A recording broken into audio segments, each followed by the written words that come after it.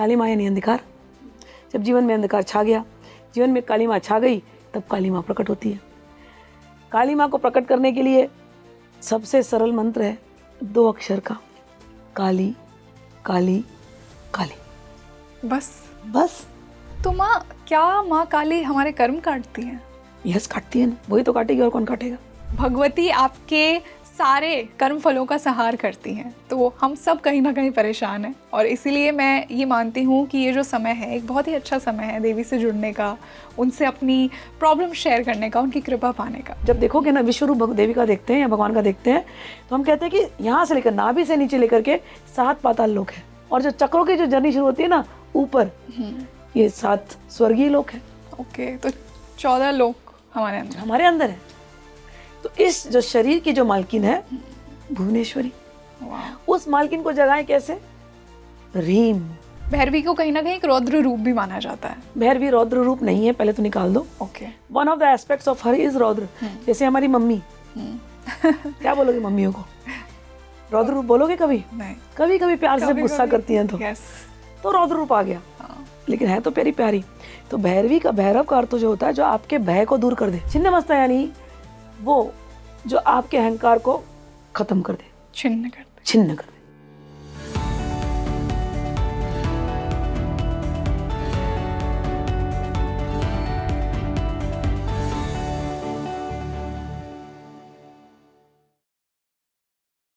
Hello, मैं हूँ आपके साथ Rangoli Sharma and welcome back to your favourite spiritual podcast Speaking Tree. देखिए, जब भी हम नवरात्रों की बात करते हैं तो हम नव दुर्गास की बात करते हैं। आज का पॉडकास्ट थोड़ा सा अलग होने वाला है, क्योंकि आज हमने नव दुर्गा नहीं 10 महाविद्याओं की बात की है कि किस प्रकार नवरात्रि में आप 10 महाविद्याओं की साधना कर सकते हैं, कैसे उनकी ब्लेसिंग्स ले सकते हैं। तो आज का पॉडकास्ट उतना ही बेहतरीन होने वाला है, आपको एक नया पर्सपेक्टिव मिलने वाला है। अगर देवी आपकी इष्ट है तो डेफिनेटली एक तरीका है देवी से कनेक्ट करने का। तो जुड़े रहिए मेरे साथ इस पॉडकास्ट के एंड तक।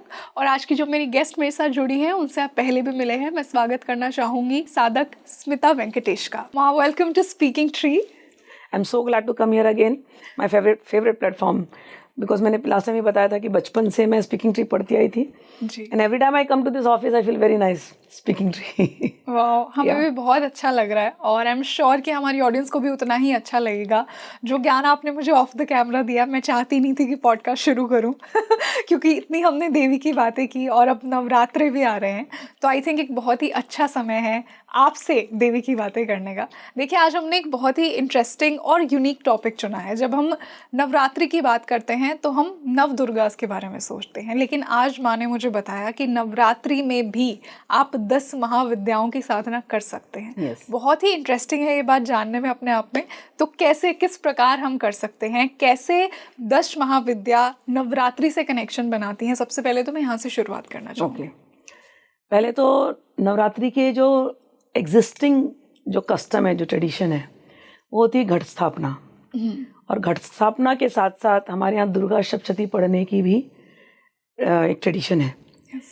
दुर्गा सप्तशती जब आप पढ़ते हो तो उसमें जो मेन जो देवी है वो है महालक्ष्मी, महाकाली, महालक्ष्मी, महासरस्वती। लेकिन सारमसार जब आप देखने जाओगे तो वो है महालक्ष्मी। महाकाली भी महालक्ष्मी का ही स्वरूप है और महासरस्वती भी उनका ही स्वरूप है जी।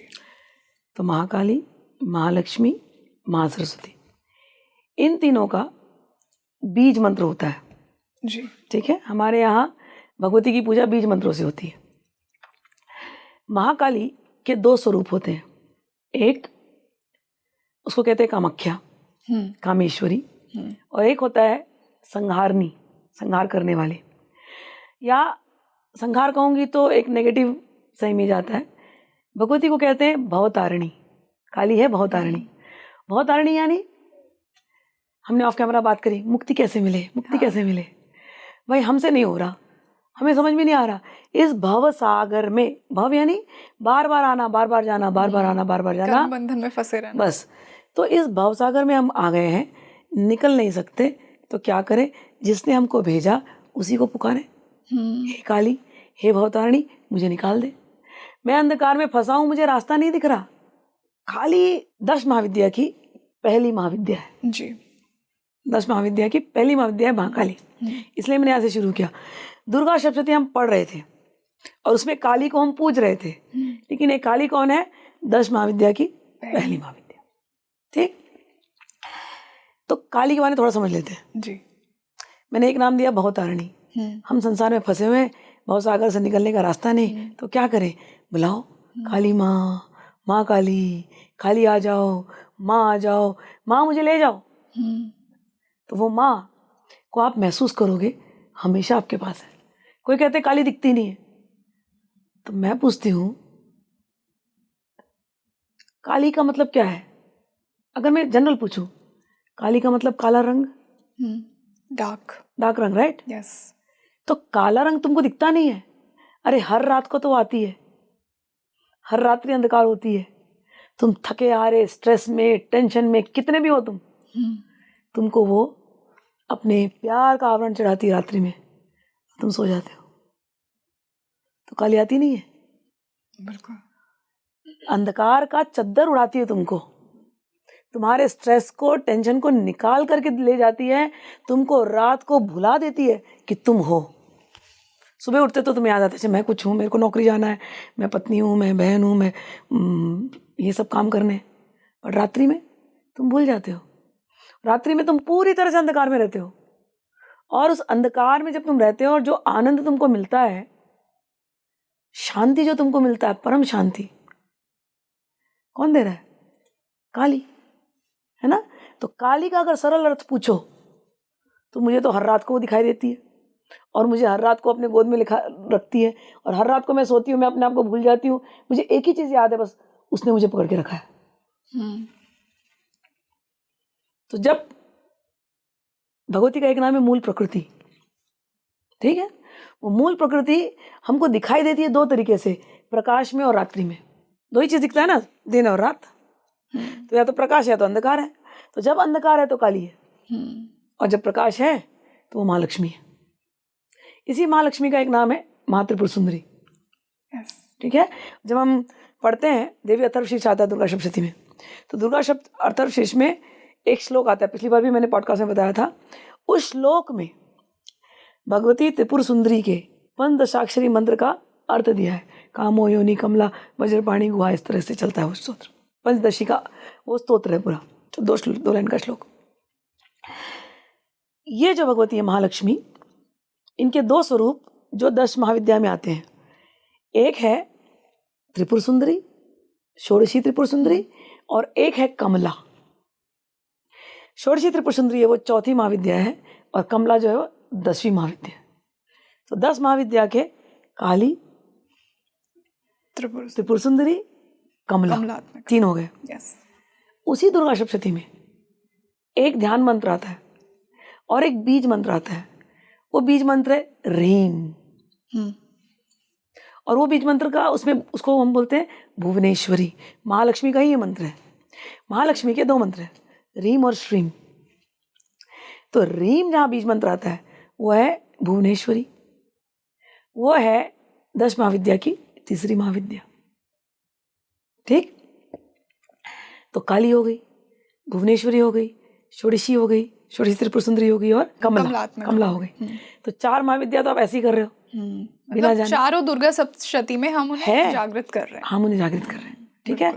ये है अनजाने में हम जागृत कर रहे हैं, हमें पता ही नहीं कि वो है उसके अंदर छिपी हुई। हाँ, दुर्गा सप्तशती बुक नहीं लाई हूँ, नहीं तो मैं खोल के दिखाती।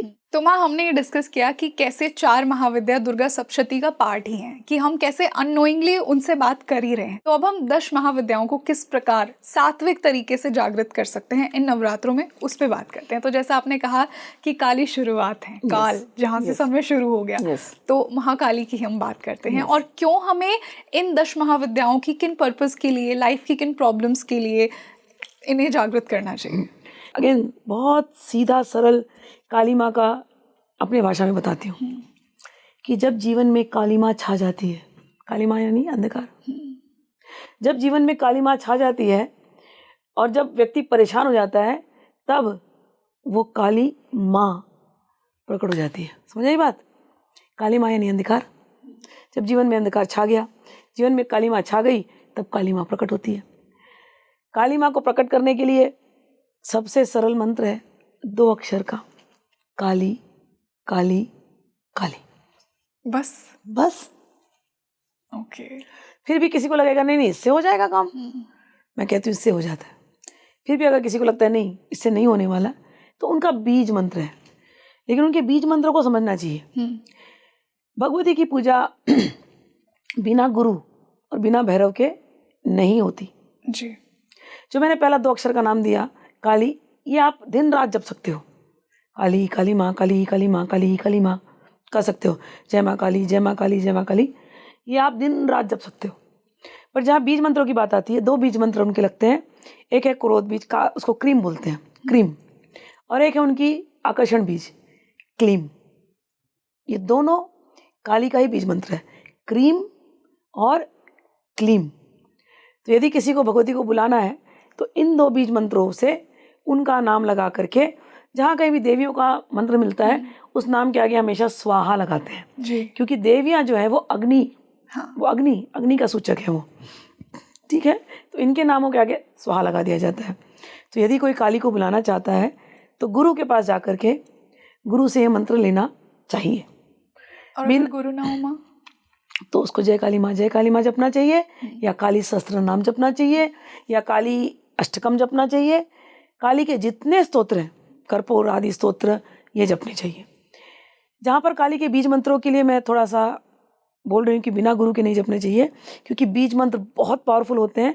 ये तुरंत आपके अंदर शक्तियाँ जगाने लगेंगे, और यदि हम तैयार नहीं हैं उन शक्तियों को जगाने के लिए तो हम उसको झेल नहीं पाते। ओके।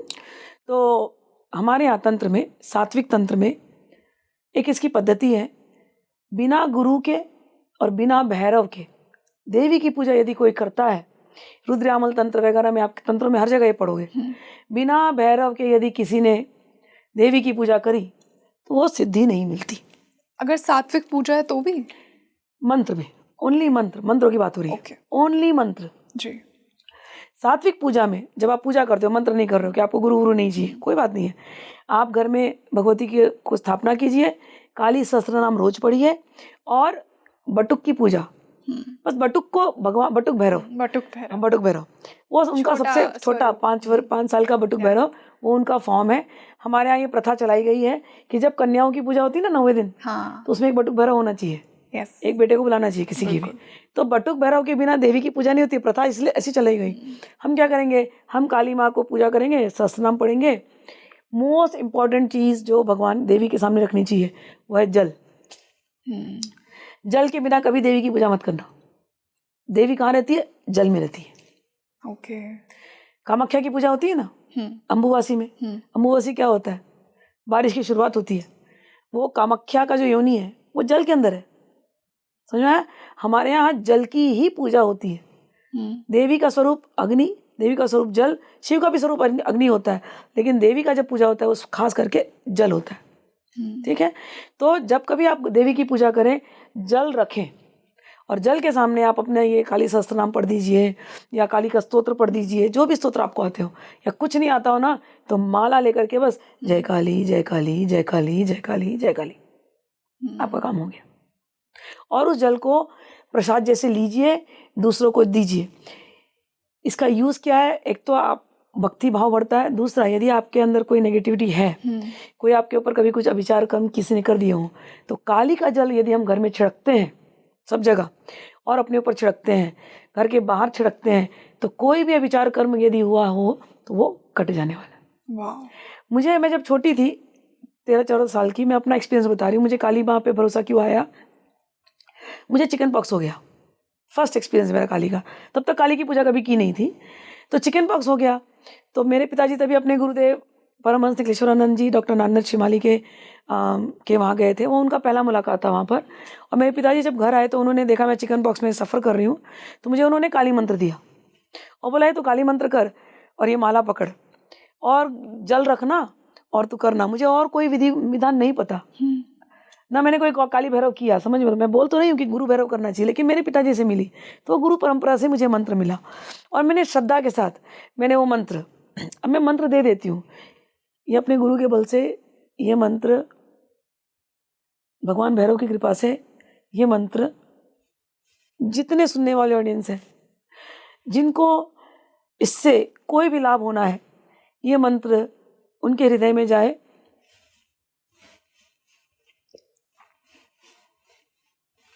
भगवान शिव, भगवान भैरव की शक्ति के साथ ये काली का मंत्र उनके हृदय में स्थापित हो। जो कोई भी इस मंत्र को पढ़े उनके कार्य सिद्ध हो, मनोकामनाएं उनकी पूर्ण हो, उनके ऊपर किए गए विचार दूर हो। जो मंत्र दिया गया था, क्रीम क्रीम काली, क्रीम क्रीम स्वाहा, क्रीम क्रीम काली, क्रीम क्रीम स्वाहा, क्रीम क्रीम काली, क्रीम क्रीम स्वाहा। इसका दूसरा तरीके से बोलना होता है, संस्कृत में जब प्रॉपरली बोलते हैं तो क्रीम क्रीम कालिए, क्रीम क्रीम स्वाहा। इसका और एक बड़ा मंत्र होता है। तो ये मंत्र दिया, छोटा मंत्र मैंने, ये तो गुरु की कृपा से अभी दिया, लेकिन हमको जो मंत्र दिया गया था वो बड़ा मंत्र दिया गया था, दक्षिणा काली का। तो वो मंत्र मैंने 3 दिन चिकन पॉक्स में किया। अभी के लोगों को चिकन पॉक्स पता नहीं, बिकॉज वैक्सीनेशन से पता ही नहीं कि होता क्या है।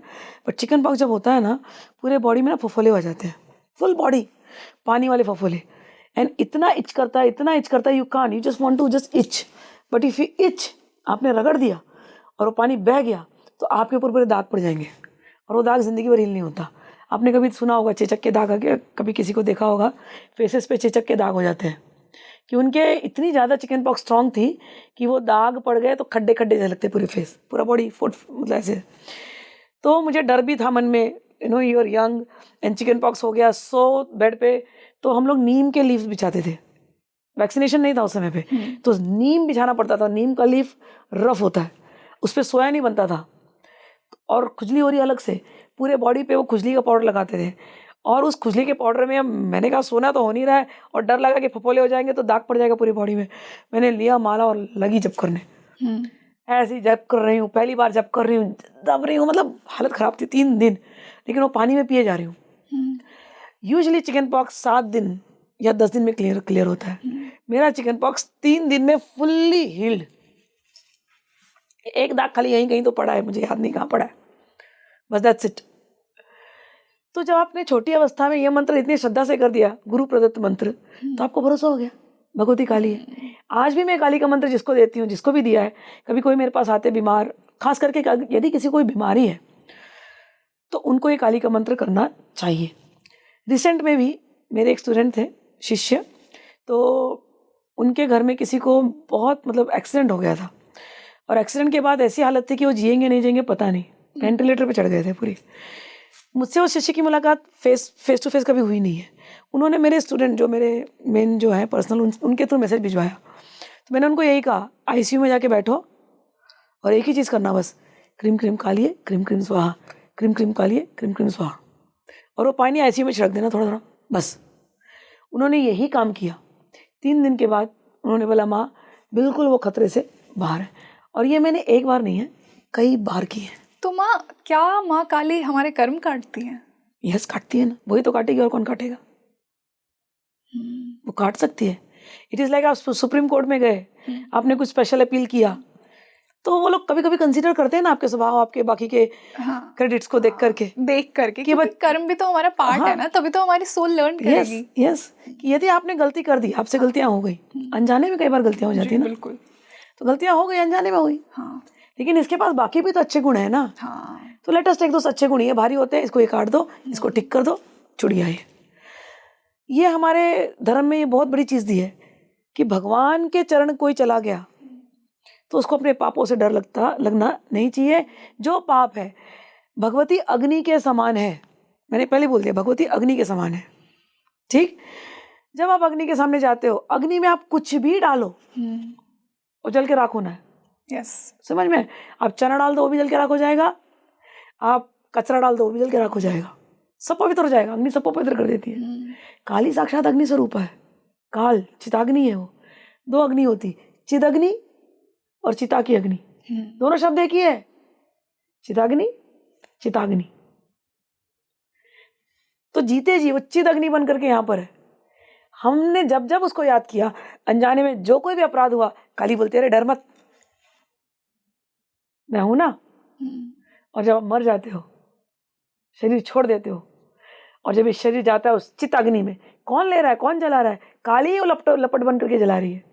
और जब आप चित्त की अग्नि बन गए, जब आप राख बन जाते हो ना, तो कौन आता है? भगवान महाकाल आते हैं, अरे इसके तो सारे मिट गए, मैं लगाऊंगा अपने ऊपर। क्यों लगाते हैं? क्योंकि काली ने इस भक्त को छुआ है, वाह, मेरी प्रिया जी ने छुआ है, शिव और शक्ति। बिल्कुल मेरी प्रिया नाना ने छुआ है, और वो भस्म लेके अपने ऊपर लगा लेते हैं। समझ में आया बात? तो पाप तो मिट ही जाते हैं जो काली माँ के चरण में जाता है। पाप को तो आप भूल ही जाओ। पाप दोनों बंधन कारक होते हैं, पाप भी और पुण्य भी। जब आप माँ काली को याद करने लगते हो, पाप और पुण्य सभी का क्षय हो जाता है, और ये ज्ञान गुरु देता है। जब मैंने कहा कि गुरु से लेना चाहिए मंत्र, तो गुरु आपको दीक्षा देता है। दीक्षा में 2 शब्द हैं, द और छ। द से देना, छ से क्षय करना। देता क्या है? ज्ञान देता है। किस बात का ज्ञान? जिससे आपको मुक्ति मिल जाए, आत्मज्ञान। यस। और क्षय करता है, किस बात का क्षय? आपके कर्म फलों का क्षय करता है। क्षय करना मतलब एनाइलेट, डिस्ट्रॉयड।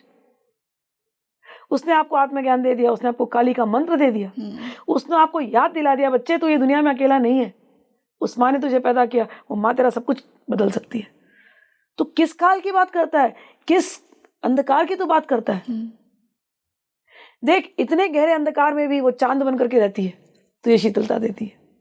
वही सूर्य की अग्नि बन करके रहती है, वही उसके नेत्र है, वो सूर्य बन करके आपको पोषण करती है। तो काली का हर फॉर्म में वो मुझे दिखाई देती है, समझ में आया ना? तो जिसको भी कभी कोई भी प्रॉब्लम हो, जो मैंने मंत्र दिया, आज मैंने गुरु प्रदत्त मंत्र दिया है, विश्व में कोई भी कहीं भी करेगा, उसको फर्क होगा ही होगा, और आपके कमेंट्स में वो लिखेगा लिखेगा। जय माँ काली। बहुत सुंदर माँ, हमने महाकाली के लिए जाना कि किस स्वरूप में, किस प्रकार हमें उनकी साधना करनी चाहिए। अगर बहुत नेगेटिविटी ने आपको घेरा हुआ है, तो माँ काली आपके कर्मों का संहार करेंगी, कर्म फलों का संहार कर देती है जी। तो इसी से हम माँ तारा की बात करते हैं कि उनकी किस प्रकार साधना करनी चाहिए, क्यों करनी चाहिए। भगवती तारा का जो मुख्य स्थान है, तारापीठ आपने कभी सुना होगा, आपने मामा खेपा के बारे में सुना होगा, है ना? नाम सुना है। आपने भगवती तारा क्यों प्रकट हुई थी वो जानती है कहानी आप? कि भगवान शिव जब वो मंथन हुआ ना, तो उसमें से विष निकला, और भगवान शिव को जाके लोगों ने अप्रोच किया कि ये भी विष का कुछ करना पड़ेगा। भगवान ने ले लिया। अब ले तो लिया हीरो बन करके, लाओ हम हलाल ले लेंगे, लेकिन जब जलने लगा यहाँ पर, तो अब क्या करें? शांत कौन करेगा? तब परेशान हो गए जब, तो देवता गए भगवती के पास, बोले अरे शिव जी ने हलाल हमको बचाने के लिए ले लिया, लेकिन अब उनको जलन हो रही गले में, अब आप कुछ बताइए। भगवती बोली मेरे पास ले आइए। विष का जो एंटीडोट है वो है दूध। दूध दे दूंगी तो ये, क्योंकि उन्होंने जो भी विष लिए थे उसका एंटीडोट दूध ही है। जैसे भांग खिला देते हैं ना, तो भांग को अगर कम करना है नशा, तो उसको दूध देना पड़ता है, दूध में मिक्स करो तो भांग का नशा कम हो जाएगा।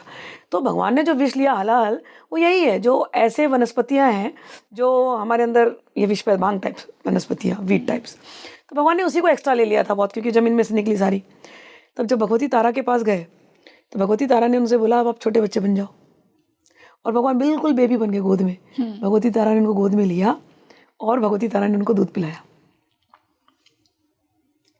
तारयती थी तारा। जब भगवान परेशान हो रहे थे विष के प्रभाव से, उन भगवान को भी उनके विष के प्रभाव को भी तारने वाली जो देवी है भगवती तारा, ठीक है? तो हम लोग तो इस संसार में ही हैं, कितने विषैली चीज दिन रात हमको घेरी रहती है। शरीर में विष का अर्थ होता है सिंपल इंग्लिश शब्दों में टॉक्सिन। रातों दिन हम टॉक्सिन रिलीज करते जाते हैं, और इतनी प्रॉब्लम होती है हमको, हमारे गले में भी विष रहता है। ऐसी ऐसी बातें जीवन में होती हैं जिसको ना हम किसी को बोल पाते हैं, और जिसको अपने अंदर भी संभाल नहीं पाते हैं, होते हैं ना। इसका जो स्ट्रेट जो होता है हमारे पर, depression, it's a very common thing now days. Why? Because बातें इतनी आपने छुपा करके रखी है अपने अंदर में, हम किसी से बोल नहीं पाते। और वो क्या करता है? टॉक्सिन्स रिलीज करता है, जहर भर देता है पूरी बॉडी में। जहर भरने से क्या होता है? बीमारियां होती है अलग अलग। तो इस जहर से अगर मुझे मुक्ति पानी है, पहले काली बता दिया, दूसरी कौन है? भगवती तारा। तारा तू तारा, तारे स्वाहा, ठीक है?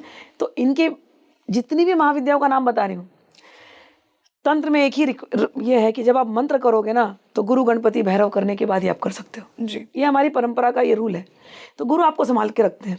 यदि आपके पास ये नहीं है तो तारा सहस्त्र नाम कर सकते हो, तारा स्तोत्र कर, सेम पैटर्न है, इसके लिए कोई गुरु की आवश्यकता नहीं है। तारा सहस्त्रनाम, तारा स्तोत्र, भगवती तारा का ऐसे ही पूजा, भगवती तारा का जाकर के दर्शन करना, ये आप कर सकते हो। ये भगवती तारा कलयुग में एक महान संत हुए वामाखेपा, उनके सामने साक्षात प्रकट हुई है। हम लोग तारापीठ गए थे। तारापीठ में भगवती तारा की एक बड़ा मंदिर है, बहुत विशाल मंदिर है, बहुत सुंदर उनकी विग्रह है, एकदम लाल चेहरा ऐसा दिखता है, क्योंकि भगवान दूध पी रहे थे तो वो पूरा जो विष का जो प्रभाव भगवती के यहाँ पर वो दिखाई देने लगा था। ठीक है, तो भगवती तारा इतनी सुंदर लगती हैं। वामाखेपा जो थे वो भगवती तारा के ही भाव में हमेशा रहते थे। और आज के युग में लोग कई बार कहते हैं कि वो अघोरी थे भी, क्योंकि जो स्मशान में रहते हैं वो अघोरी है। और वो इतने भाव में थे कि एक बार विग्रह को देख करके बच्चे के भाव में रहते थे। तो मैंने ये सुना है, ये फोकलोर है, इसकी मैंने किसी पुराण में नहीं पढ़ा है, एक किंवदंती जिसको कहते हैं, किसी ने बोला। तो मैंने ये सुना है कि वो भगवती तारा को माँ जैसे समझते थे। तो एक बार उनको होश नहीं था, उन्होंने पेशाब कर दिया उसी मंदिर में। अब राजा को खबर गई कि ये देखो ये कैसा है, इसने मंदिर को इम्प्योर कर दिया। राजा ने उनको जेल में बंद करवा दिया। जब जेल में बंद करवा दिया, भगवती तारा रात को प्रकट हुई और राजा को मारा। राजा एकदम देख रहे, क्यों मुझे मार रहे हैं? बोले मेरे बच्चे को तूने जेल में डाल दिया, वो मेरा बच्चा है, वो मुझे कुछ भी करे, वो मेरा बच्चा है, उसको अभी निकाल। तब राजा को समझ में आ रही, मैंने इतने महान संत को मैंने जेल में डाल दिया, उनको बाहर निकाला गया। तो आज भी कलयुग में भगवती तारा प्रकट हुई थी, वामाखेपा उनके जीवित ये हैं। आज भी आप तारापीठ में चले जाओगे, तारापीठ के पास, मायापुर से थोड़ी दूर पे तारापीठ के पास ही स्मशान है। लोग स्मशान में नहीं जाते, डरते हैं, लेकिन डरने की बात नहीं है, क्योंकि मैं तो ये कहती हूँ स्मशान कहाँ नहीं है। कई बार लोग मेरे पास स्टूडेंट्स आते हैं, माँ मेरे को काली की पूजा क्या स्मशान में जाना पड़ेगा, तारा की पूजा क्या स्मशान में जाना पड़ेगा? मैं एक ही चीज़ पूछती हूँ, स्मशान कहाँ नहीं है? आज इस भूमि पर ये बिल्डिंग बनी, जब बिल्डिंग नहीं था यहाँ पर क्या होगा? मैदान होगा। मैदान में कोई जानवर मरा होगा कि नहीं होगा? कुछ नहीं तो चूहा ही मरा होगा, चिपकली मरी होगी, कुछ ना कुछ तो मरा होगा, चींटियाँ मरी होंगी। जहाँ पर कोई ना कोई मरा है वो हर स्थान स्मशान है। ऐसा कौन सा स्थान है जहाँ कोई पैदा नहीं हुआ? ऐसा कौन सा स्थान है जहाँ कोई मरा नहीं? तो हमें लगता है स्मशान यानी वही एक मरघट, लेकिन ये धरती पूरी की पूरी तो स्मशान है। और जब हम अपने अंदर में मरे हुए रहते हैं तो अंदर में स्मशान बना के रखे हैं। तो भगवती तारा वो एक चमकता सितारा है कि जब आपकी पूरी जो बोलते हैं ना अंदर में आपका जो जीवन स्मशान जैसा बना हुआ है, उसमें वो भगवती तारा कैसे प्रकट होती है, आपको प्रकाश देती है, आपको रोशनी देती है कि कैसे जीवन में चला जाए।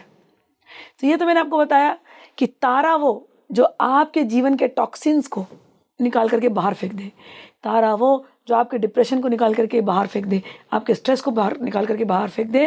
लेकिन और एक हमको 2 इसके सकाम प्रयोग बताए गए थे बचपन में जो हमने किया था। एक तारा का स्तोत्र है, उसको एक जटा भी बोलते हैं, एक जटा तारा या नील सरस्वती स्तोत्र। तो तारा का दूसरा जो स्वरूप है वो है नील सरस्वती।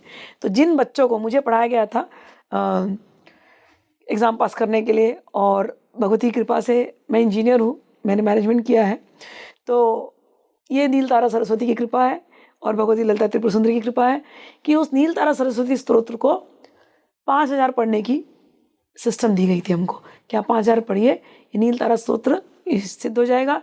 तो इंटरनेट पे आप गूगल करोगे तो मिल जाएगा ये आपको। तो जो बच्चे पढ़ाई में आगे बढ़ना चाहते हैं या जो कोई कॉम्पिटिटिव एग्ज़ाम दे रहे हैं, खास करके आजकल बच्चों को एन और नीट एग्ज़ाम है ना, मेरे पास छोटे बच्चे आते हैं 11th-12th के, इतने स्ट्रेस में रहते हैं, नीट है, ये है वो है।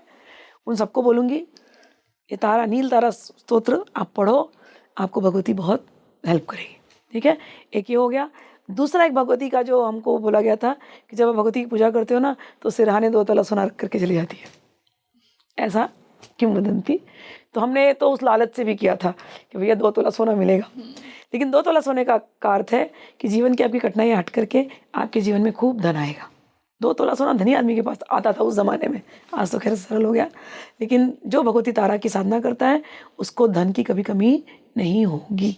इसी से हम भुवनेश्वरी की बात करते हैं कि भुवनेश्वरी की साधना किस प्रकार करनी चाहिए इन नवरात्रि में और किस प्रॉब्लम के लिए करनी चाहिए। यहाँ पे मैं प्रॉब्लम इसलिए बोल रही हूँ क्योंकि देखिए जैसा आपने कहा कि भगवती आपके सारे कर्म फलों का संहार करती हैं, तो हम सब कहीं ना कहीं परेशान हैं। और इसीलिए मैं ये मानती हूँ कि ये जो समय है एक बहुत ही अच्छा समय है देवी से जुड़ने का, उनसे अपनी प्रॉब्लम शेयर करने का, उनकी कृपा पाने का। भगवती भुवनेश्वरी वैसे तो अपने आप में इंडिपेंडेंट है।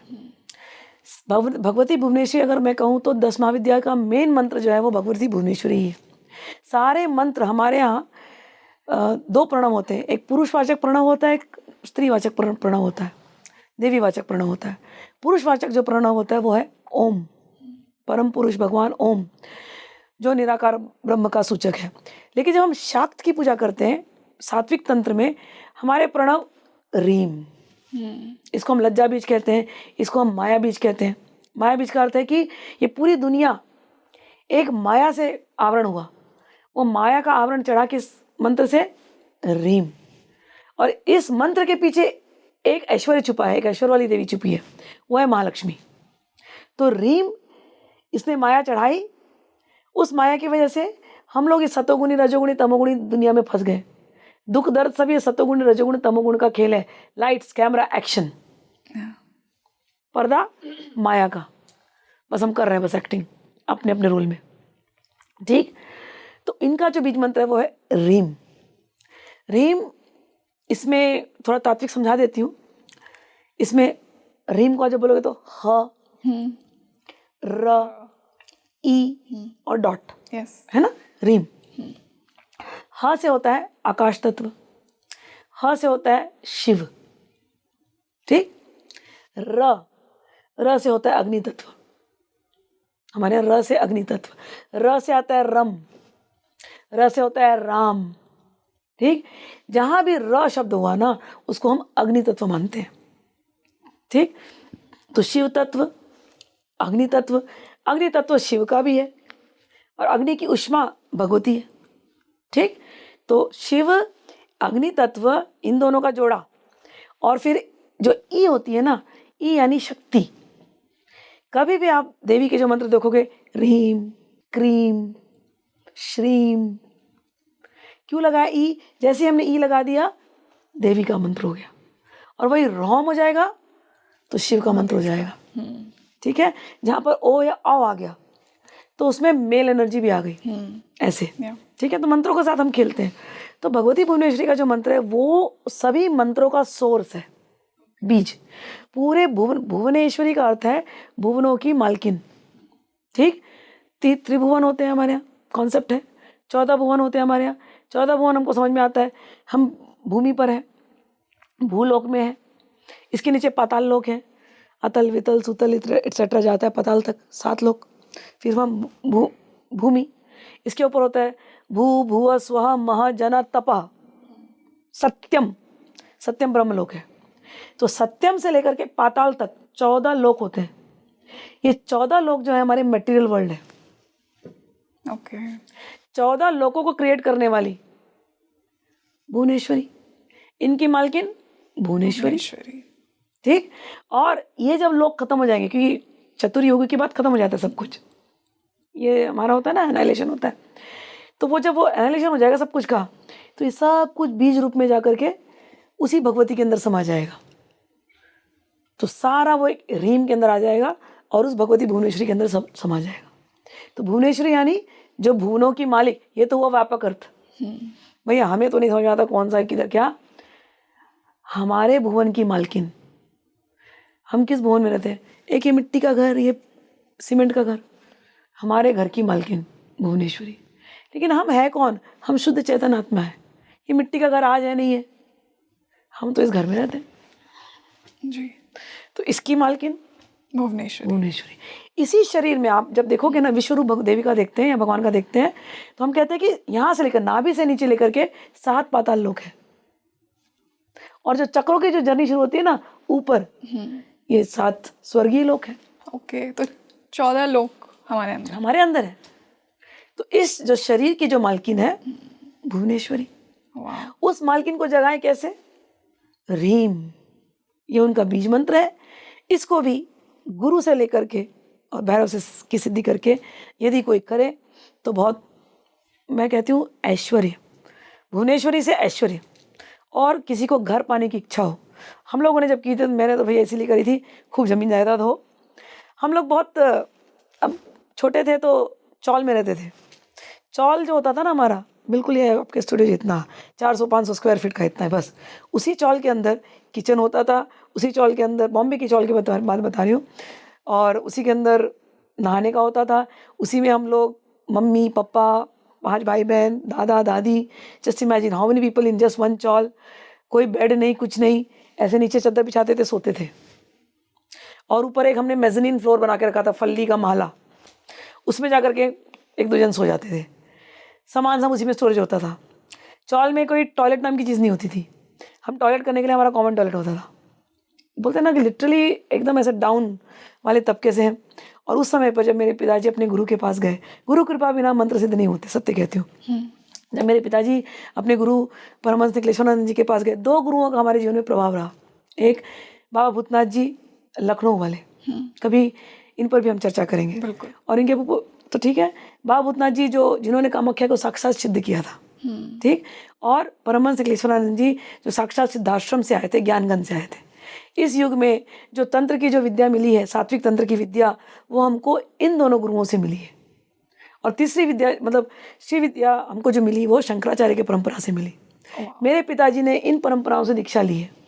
मेरे पिताजी ने बचपन में ही गरीबी हटाने के लिए, कि आए दिन धन की तकलीफ हो रही है, गरीबी हटाने के लिए खूब भुवनेश्वरी की साधना की और हमसे कराई।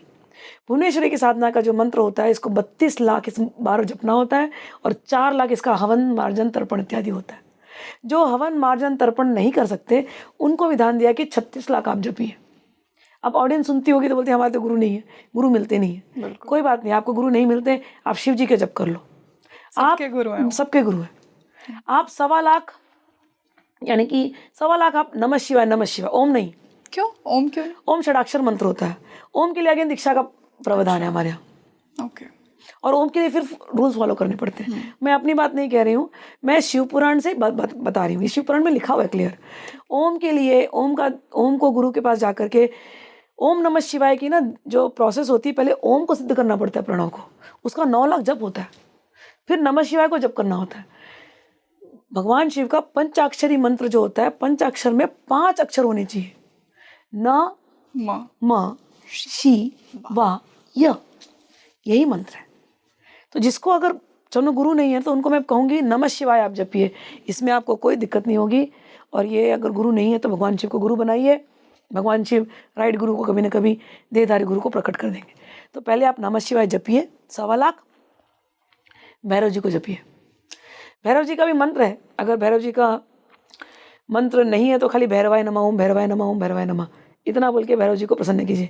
बटुक भैरव को प्रसन्न करने के लिए उनको उड़द की बने हुए आइटम्स, उसका भोग लगाए। 40-41 दिन 40-41 डेज भैरव जी की पूजा करिए अपने बटुक भैरव जी को। बम भैरवाय नमः करके भी आप कर सकते हो।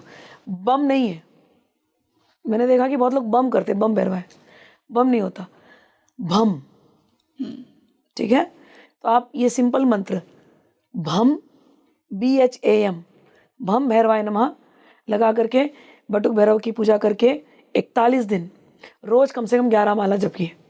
माला कौन सी होती है? स्फटिक। मैं जितने भी आपको प्रयोग बता रही हूँ ना, सब में स्फटिक माला का उपयोग कीजिए। वैसे तो माला अलग अलग है काव्य प्रयोग के लिए, लेकिन स्फटिक माला सबसे सेफेस्ट माला है, ठीक। तो इस माला से 41 दिन 41 डेज भैरव जी को पूजिए। भैरव जी के मंदिर में जा कर के उनको भोग लगाइए। भोग में उड़द का वड़े बना दो, कुछ भी बना दो।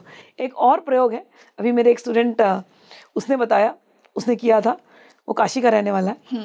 तो बताया माँ मैंने किया कि उसका प्रयोग में ये है कि अगर भैरव जी सिद्ध हो गए, भैरव जी प्रसन्न हो गए आपके ऊपर, तो वो कैसे पता चलेगा?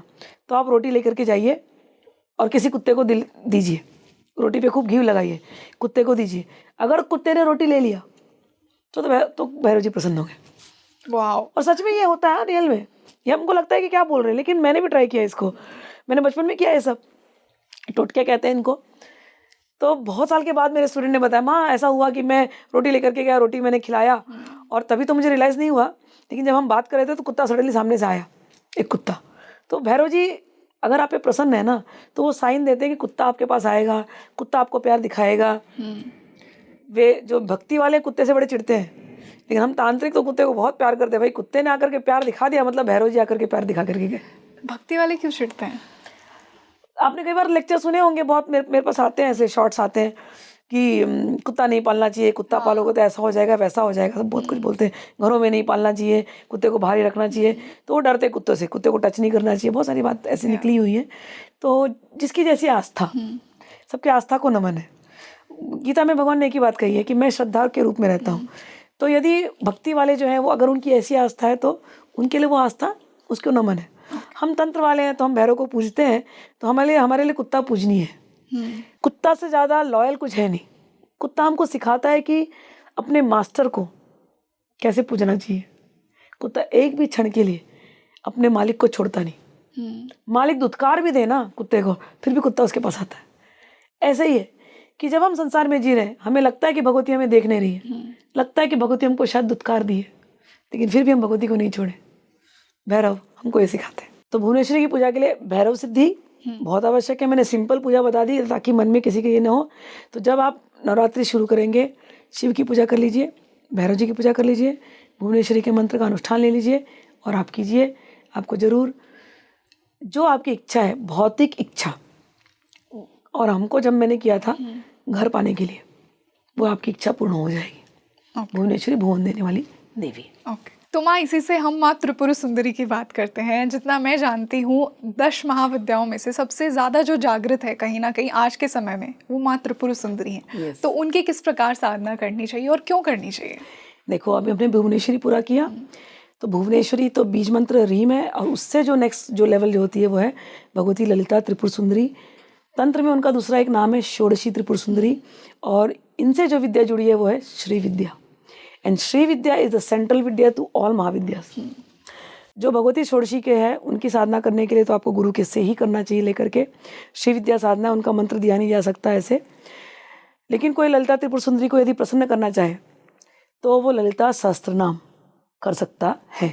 और आजकल तो इंटरनेट पे बाढ़ आई हुई है, सब ललिता सहस्त्र नाम के बारे में बात करते हैं। बिना गुरु के भी उसका जाप, बिल्कुल बिना गुरु के इसका जाप कर सकते हैं। मैंने आपको, हम बात कर रहे थे जब ऑफ कैमरा की, बचपन 14 साल की उम्र से मैंने ललिता सहस्त्रनाम पढ़ना शुरू किया था, और दीक्षा मुझे लकीली मिल गई, तो तब से मैंने भुवनेश्वरी साधना जो 32 लाख करनी थी वो सब किया, और जो पूरी षोडशी तक की जो पूरा क्रम किया।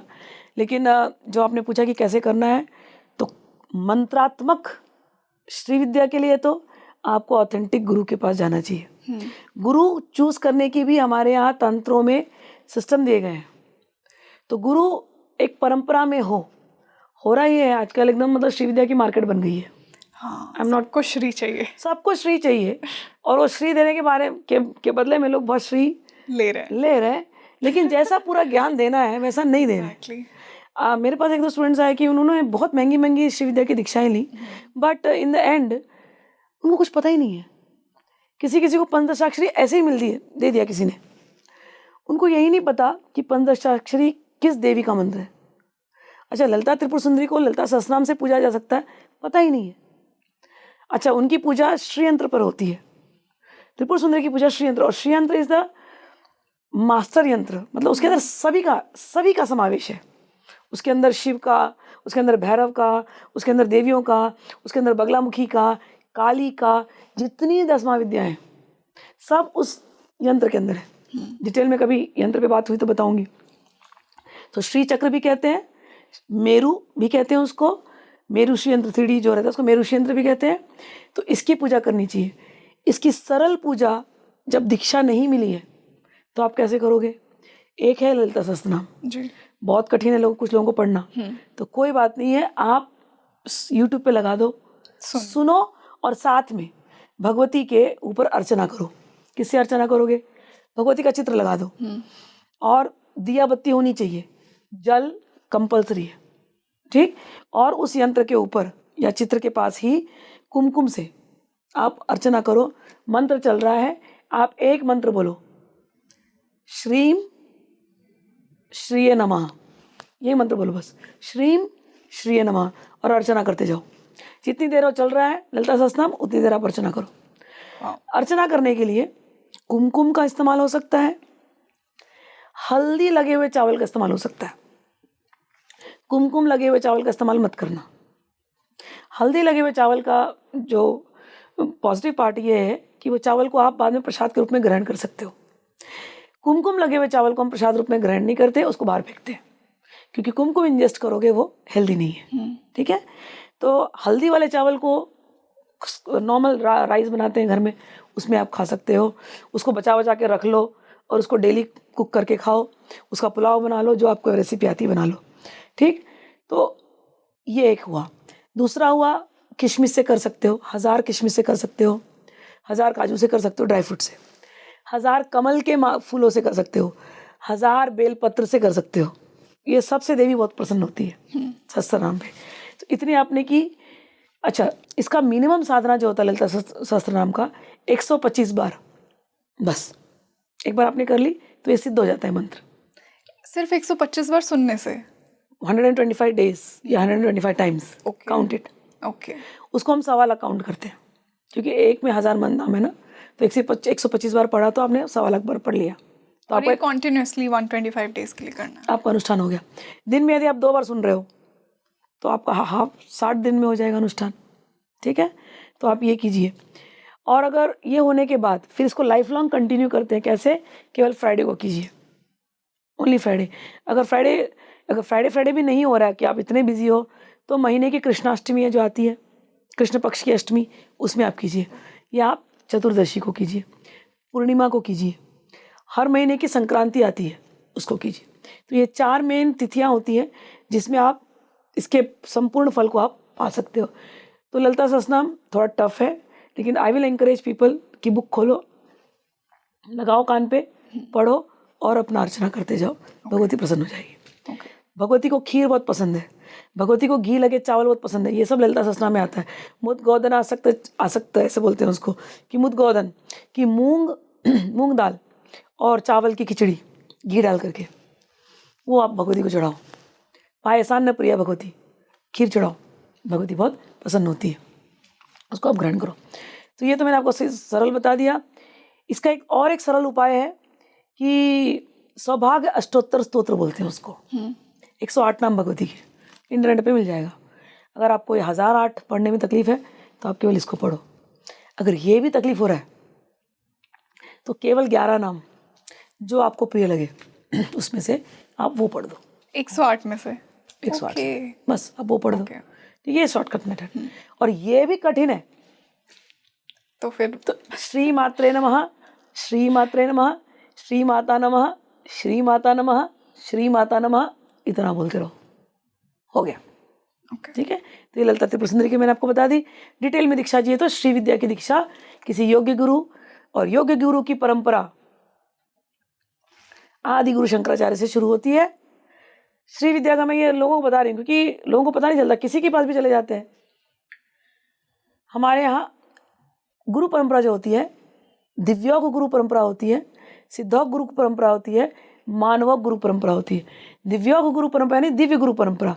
दिव्य गुरु परंपरा शुरू होती है भगवती ललिता से, भगवान शिव जी से और भगवान विष्णु से। ये 3 दिव्य हुए। इन्होंने ही हयग्रीव अवतार लिया है, इन्होंने बाद में सिद्धों के रूप में आए हैं, अगस्त्य रूप में आए हैं, लोपामुद्रा रूप में आए हैं, वशिष्ठ जी के रूप में आए हैं, परशुराम जी के रूप में आए हैं, दत्तात्रेय के रूप में आए हैं। समझ में आया ना? मनु, चंद्र, जितने भी आप सोच सको सब रूपों में ये हमारे सिद्धों का अवतार है। औग यानी ग्रुप, तो दिव्योग यानी ग्रुप ऑफ दिव्य, वो ऊपर वाले शिव, शक्ति और विष्णु। और सिद्धोग में सारे सिद्ध लोग, इसमें नाथ परंपरा भी आ जाता है। ठीक है, दत्तात्रेय जी ने नाथ परंपरा दी। और फिर आता है मानवोग गुरु। मानवोग गुरु की जो परंपरा शुरू हुई वो आदि गुरु शंकराचार्य से शुरू हुई। तो जब कोई श्री विद्या में इनिशिएटेड होना चाहता है, यदि वो कोई गुरु को ढूंढ रहा है, तो उस गुरु से पूछे कि क्या आप इस गुरु परंपरा से जुड़े हैं, और पूरा ट्रेस करे लीनिएज। हम जिस परंपरा से आए हैं, मेरे जो गुरुदेव हैं जिनसे मुझे दीक्षा मिली थी भुवनेश्वरी की और ललिता सहस्त्रनाम की, वो है स्वामी दत्तात्रेयानंद जी। वो करपात्री जी की लीनियज से, और करपात्री जी शंकराचार्य जी की लीनियज से, काशी के। तो इस प्रकार से तो हम जो, जैसे अभी ये बुक है श्री विद्या वरिवस्या, और भी बात बतानी थी। कई बार गुरुजन मिल रहे हैं और कुछ भी मंत्र दे देते हैं, उनको बताते ही नहीं कि बुक क्या है, ग्रंथ क्या है। एग्जैक्टली। तो मेरा एक ही रिक्वेस्ट है कि यदि कोई पूरी तरह से सीखना चाहता है तो एक बुक है श्री विद्या वरिवस्या, उसी में सारी श्री विद्या दी गई है। तो अपने अपने गुरु के पास जाइए, अपने अपने गुरु से रिक्वेस्ट कीजिए कि श्री विद्या वरिवस्या समझा दे। और यदि समझ में नहीं आता तो इसकी ट्रांसलेशन मैंने हिंदी इंग्लिश में करी है, तो आप लोग बुक जिसको खरीदना हो तो बुक भी ले सकते हैं। तो this book Shri Vidya Varivasya is the complete Shri Vidya, जिसको यदि सीखने की इच्छा हो। इसी से हम नेक्स्ट महाविद्या की बात करते हैं, भैरवी की। भैरवी की साधना क्यों करनी चाहिए और किस प्रकार करनी चाहिए? देखिए, भैरवी को कहीं ना कहीं एक रौद्र रूप भी माना जाता है। भैरवी रौद्र रूप नहीं है, पहले तो निकाल दो। Okay. One of the aspects of her is रौद्र। जैसे हमारी मम्मी, क्या बोलोगे मम्मियों को? रौद्र रूप बोलोगे कभी? नहीं। कभी कभी प्यार से गुस्सा करती हैं यस, तो रौद्र रूप आ गया। हाँ। लेकिन है तो प्यारी प्यारी।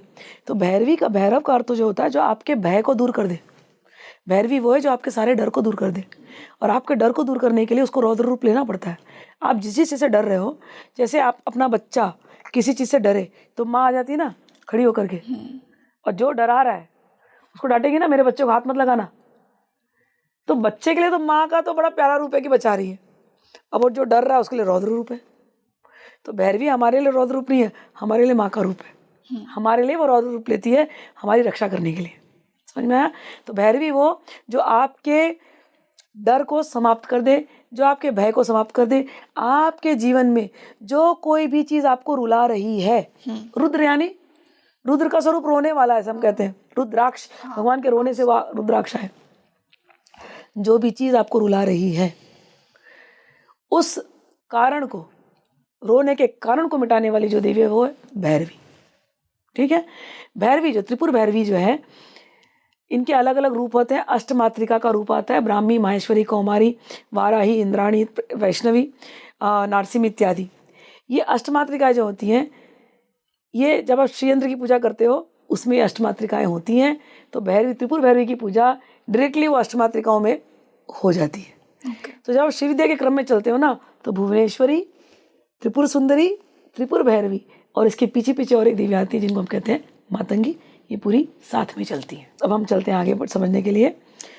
तो मातंगी का एक नाम है राजश्यामला, और उनका हरा स्वरूप दिखाया जाता है। उनके हाथ में एक तोता होता है और म्यूजिकल एक इंस्ट्रूमेंट होता है। वो सरस्वती है साक्षात, वो सरस्वती का तांत्रिक रूप है। जैसा आपने मुझे आज ग्रीन साड़ी में कहा, मातंगी का स्वरूप है।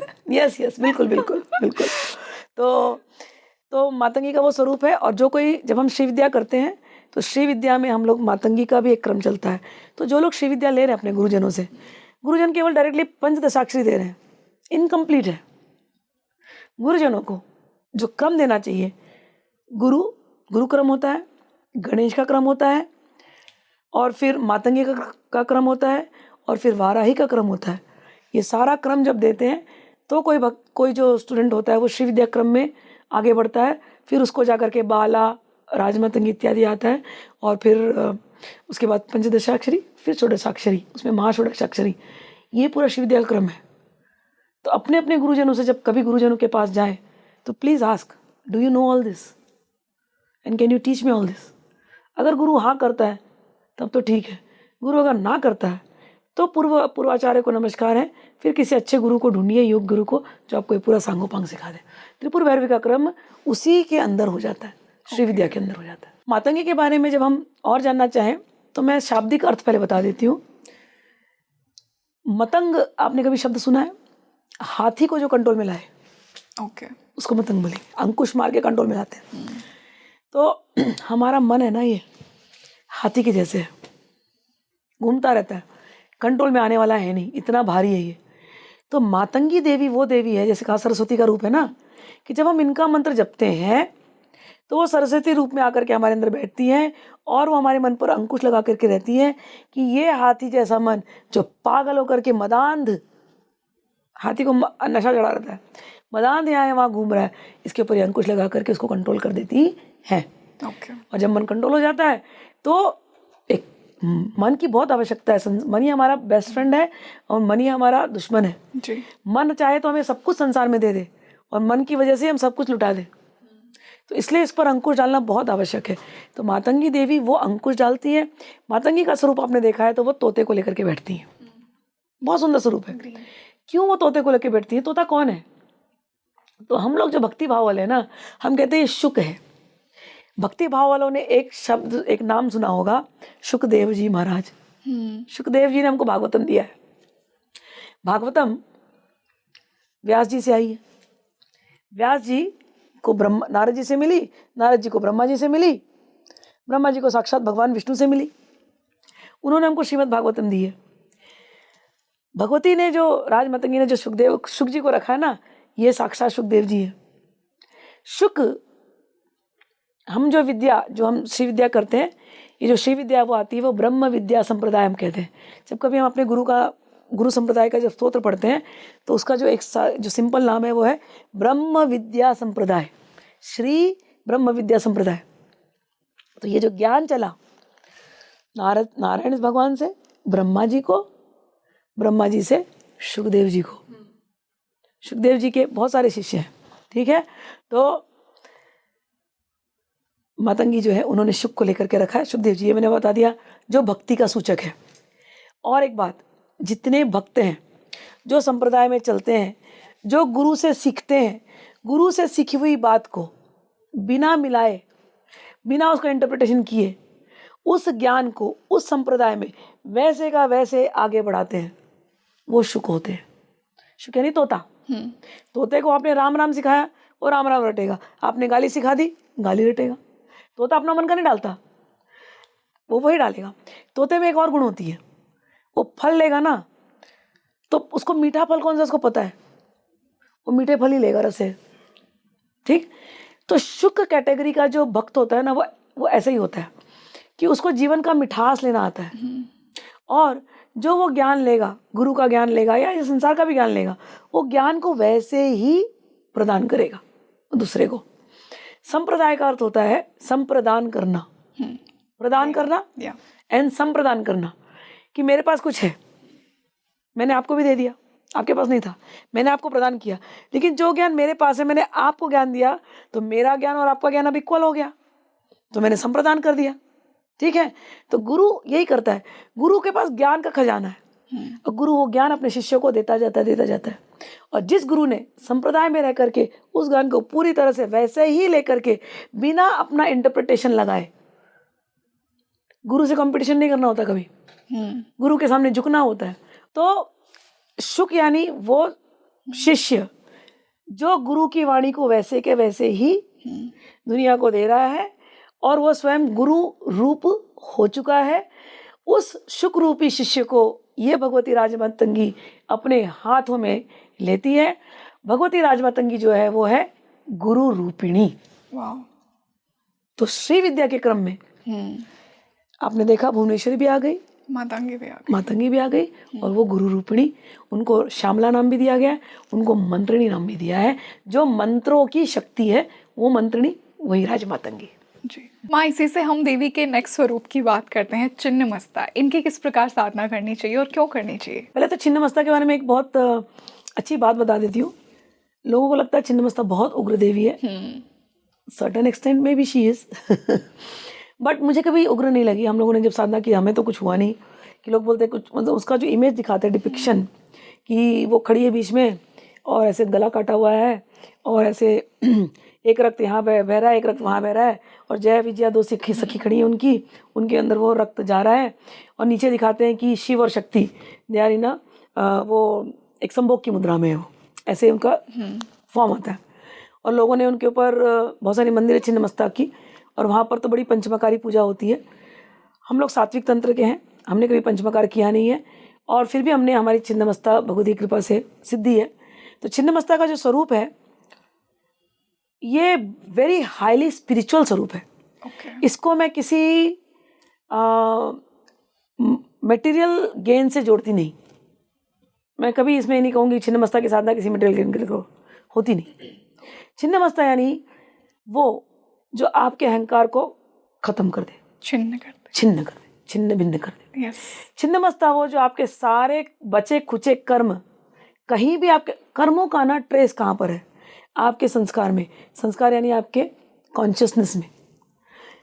कॉन्शियसनेस जो होता है वो एक्चुअली तो प्योर है, सच्चिदानंद रूप होता है, जब आप पैदा हुए थे, ऑफ कैमरा जब हम बात कर रहे थे कि जब हम पैदा हुए तो हम कैसे थे, हम पैदा हुए थे, हम प्योर सच्चिदानंद स्वरूप पैदा हुए थे, प्योर प्योर कॉन्शियसनेस। हमारे रियल फॉर्म क्या है? Pure consciousness, full of bliss, this our real form. लेकिन इस रियल फॉर्म पे जब हम इस संसार में आए, 3 रंग चढ़ा, सतोगुण का, रजोगुण का, तमोगुण का।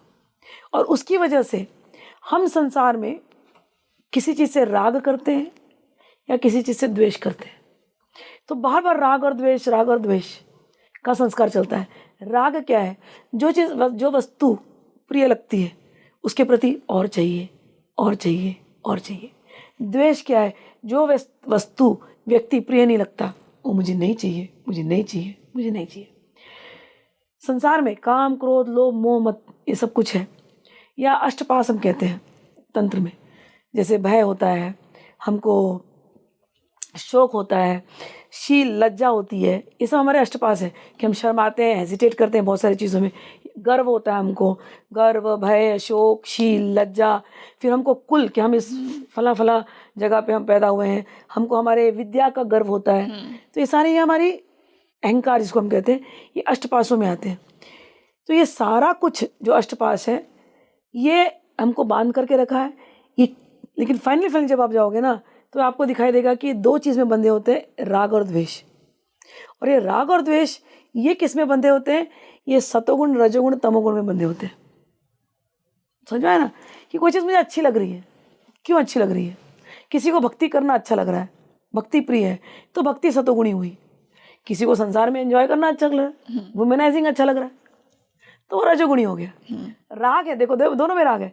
इसको वुमेनाइजिंग में राग है, हमको भगवती में राग है, है ना? तो हमारी सतोगुणी हो गई। कोई दूसरा व्यक्ति है, उसको उसको वुमेनाइजिंग नहीं चाहिए, उसको देवी भी नहीं चाहिए, उसको बस नशे कर करके पड़े रहना है, ठीक है ना? तो उसको हम तमोगुणी मानते हैं। किसी चीज़ को अच्छा बुरा नहीं मान रहा है, अंडरस्टैंड दिस। ये केवल क्वालिटीज़ है, सतोगुण, रजोगुण, तमोगुण। उसको नशा करने में राग है। राग मतलब I am liking it, I want it more, लेकिन वो तमोगुणी है। तो एक हो गया सतोगुणी, एक हो गया रजोगुणी, एक हो गया तमोगुणी, राग। द्वेष भी ऐसे ही होता है, हमको संसार से द्वेष हो जाता है कि जो हमारे भक्ति के आड़े आता है उस स्थिति से हमको द्वेष है, सतोगुणी द्वेष है। बट रजोगुणी द्वेष, कोई हमारा कॉम्पिटिटर कैसे है, हमको जेलसी हो रही है, भला उसकी साड़ी मेरी साड़ी से सफ़ेद कैसे है? आता है ना, वो आता था ना पहले एक ऐड, रिन का एक ऐड आता था हमारे ज़माने में, उसकी साड़ी मेरी साड़ी से सफ़ेद कैसे? भाई साड़ी तो है बट ऐसा होता है कि वो मुझसे आगे कैसे, हमने भी तो उतना काम किया, वो कैसे आगे, उसके घर में ऐसा गाड़ी कैसे, उसका घर ऐसा बड़ा कैसे? तो ये रजोगुणी द्वेष, समझ में आया ना? उसको देख करके हमको चिढ़ हो रही है, वो हमारे सामने नहीं आवे, ये रजोगुणी द्वेष। तो हुआ तो द्वेष ही, सतोगुणी द्वेष, रजोगुणी द्वेष। और तामसिक द्वेष, उसको संसार अच्छा ही नहीं लगता, संसार का ना संसार अच्छा लगता है ना भक्ति अच्छी लगती है, टोटल मतलब डिप्रेस्ड। तो तमोगुणी द्वेष। तो राग और द्वेष आ गए सतोगुण, रजोगुण, तमोगुण में। इसके बीज कहाँ है सतोगुण, रजोगुण, तमोगुण में? इसके बीज आपके मन में है, आपकी बुद्धि में है, आपके पूरे चित्त में, आपके पूरे कॉन्शियसनेस में। और अगर डिटेल में थोड़ा सा एक्सप्लेन कर देती हूँ, बहुत क्लियर हो जाएगा। जैसे मैं कहूँ यू आर ब्यूटीफुल, आपको बड़ा अच्छा लग रहा है, स्मिता जी ने ब्यूटीफुल बोल दिया, मैंने खाली साउंड वाइब्रेशन भेजा आपको, यू आर ब्यूटीफुल, लेकिन उसके बाद एक भाव है, भाव आपके अंदर गया, बुद्धि ने बोला beautiful beautiful beautiful, Smita ji is nice, Smita ji is nice, Smita ji is nice. और आपके पूरी बॉडी ने एक ऐसा हार्मोन रिलीज किया जिससे आपको पूरी बॉडी में अच्छा लग रहा है, और वो फीलिंग कि मुझे अच्छा लग रहा है वो आपके मन में जाकर के बैठ जाती है। बट मन का तय है एक सटल लेवल, उसको हम सबकॉन्शियस बोलते हैं। तो आपके सबकॉन्शियस में वो फीलिंग जाकर के बैठ गई, स्मिता जी ने मुझे अच्छा बोला, मैं ब्यूटीफुल हूँ। ब्यूटीफुल मीन्स अच्छा, मुझे सब लोग अच्छा बोले। ये बीज रूप में ये कामना आपके चित्त में बैठ गई। और वही मैं अगर किसी से चुगली कर दूं कि क्या है ऐसी वैसी, और आपके कान में पड़ गया, हाय स्मिता जी ने ऐसा बोल दिया, मुझे बोला मेरे में ये कमियां है, अब बुद्धि बोली स्मिता जी खराब, स्मिता जी खराब, और फिर आपके मन ने फिर उसको स्टोर कर लिया उस चीज़ को, फिर आपके सबकॉन्शियस में स्टोर हो गया। सारी भावनाएं इवेंचुअली राग और द्वेष में स्टोर हुई, अच्छा या बुरा में स्टोर हुई, और वो सतोगुणी रजोगुणी तमोगुणी में स्टोर हुई, लेकिन हो कहाँ रहा है, पूरे आपके कॉन्शियसनेस में स्टोर हो रही है। तो आपका कॉन्शियसनेस मैला कैसे हो रहा है? Because of this interaction in the world. Agreed. और वो सतोगुण रजोगुण तमोगुण का ही खेल है कि जो आपके कॉन्शियसनेस को खराब कर रहा है। इस कॉन्शियसनेस को यदि मुझे हटाना है तो इन तीनों गुणों को काटना होगा। उन तीनों गुणों को काटने के लिए मैं जब देवी का आह्वान करती हूँ तो वो देवी छिन्नमस्ता का रूप लेकर के मेरे अंदर प्रकट होती है। मेरे जब वो 3 खून की धार दिखाई देती है ना, सतोगुण रजोगुण तमोगुण को वो काटती है। माँ, मैं नेक्स्ट अगर देवी के स्वरूप की बात करूँ, एक बहुत ही उग्र स्वरूप माना जाता है बगलामुखी। बहुत से पॉलिटिशियंस बगलामुखी की साधना करते हैं, क्यों करते हैं, और हमें इस समय में किस प्रकार करनी चाहिए? बगलामुखी की साधना, पहले तो मैं ये भ्रांति निकाल दूं कि वो उग्र देवी है। ओके। बिल्कुल उग्र देवी नहीं है। और बिल्कुल मैं तो एकदम शुद्ध सात्विक तंत्र परंपरा से हूँ, और मेरे पिताजी बगलामुखी साक्षात प्रकट किए थे, ठीक है। और बगलामुखी साक्षात प्रकट होकर के हमारे आश्रम में आज भी बगलामुखी को शुद्ध वैष्णव भोग लगता है। ओके। बगलामुखी वैष्णवी शक्ति है। बगलामुखी का प्राकट्य ऐसे तो कथाओं में आता है, पुराणों में, कि सौराष्ट्र में एक बार साइक्लोन आया, बवंडर, और इतना बड़ा आया कि कंट्रोल के बाहर हो गया था। और उस समय भगवान विष्णु प्रकट हुए, और भगवान विष्णु ने ध्यान किया कि इसको कैसे कंट्रोल किया जाए। लेकिन वो साइक्लोन बेसिकली राक्षस लोग ही थे, उनकी नेगेटिविटी बढ़ गई थी, तो उस समय धरती पर पूरा इम्बैलेंस हो गया था। उस इम्बैलेंस को हटाने के लिए ये वात प्रकोप हुआ, और भगवान विष्णु ने इसको शांत करने के लिए भगवती को आह्वान किया। भगवती प्रकट हुई किस रूप में? महात्रिपुर सुंदरी के रूप में। Yes yes, this is the truth. और जब भगवती महात्रिपुर सुंदरी के रूप में प्रकट हुई, श्री विद्या की देवी, उसके हृदय से एक पीली रोशनी, मतलब सुनहरी सी रोशनी प्रकट हुई, और वो रोशनी जो प्रकट हुई उसको पीताम्बरा हम कहते हैं, वही भगवती बगलामुखी है। तो त्रिपुर सुंदरी के अंदर से निकली हुई, अंदर से निकली हुई है, हृदय से निकली हुई। और वो वैष्णवी स्वरूप है। तो फिर वो उग्र कैसे हो सकती है? You answered me. यस, ठीक है ना। हाँ, लेकिन उसके अंदर एक शक्ति है, स्तंभन करने की शक्ति। जब इतना चक्रवात आया था, उसको रोकने की शक्ति, वो भगवती बगलामुखी में। बगलामुखी का जो एक्चुअल नेम जो हमारे वेदों में आता है, इनके रेफरेंसेस आपको ऋग्वेद वगैरह में मिल जाएगा, यजुर्वेद में मिल जाएगा, अथर्ववेद में भी थोड़ा बहुत मिलता है, और बहुत सारे तांत्रिक बुक्स में मिलता है। सांख्यायन तंत्र इनका मेन तंत्र है। और तो इनका जो रेफरेंस आया कि इन्होंने स्तंभन किया उस वायु का। और राक्षसों ने क्या किया था, एक समय की बात है, राक्षसों में जो असुर होते हैं और देवताओं में युद्ध छिड़ा, और देवताओं के जो सेनापति हैं वो है कुमार कार्तिकेय। कुमार कार्तिकेय नहीं जीत पा रहे थे, तो वो गए अपने पिताजी के पास, शिव जी के पास, कि मैं क्या करूं, कैसे जीतूं इनसे। वो राक्षस क्या करते थे, वो कृत्या का प्रयोग करते थे। कृत्या का प्रयोग कैसे करते हैं? नाखून ले लेना किसी का, बाल ले लेना किसी का, उसमें कुछ अभिचार कर देना और फेंक देना। आज भी जो काला जादू करते हैं वो यही करते हैं, कपड़े ले लेते हैं, ये सब गलत काम करने वाले वो करते हैं।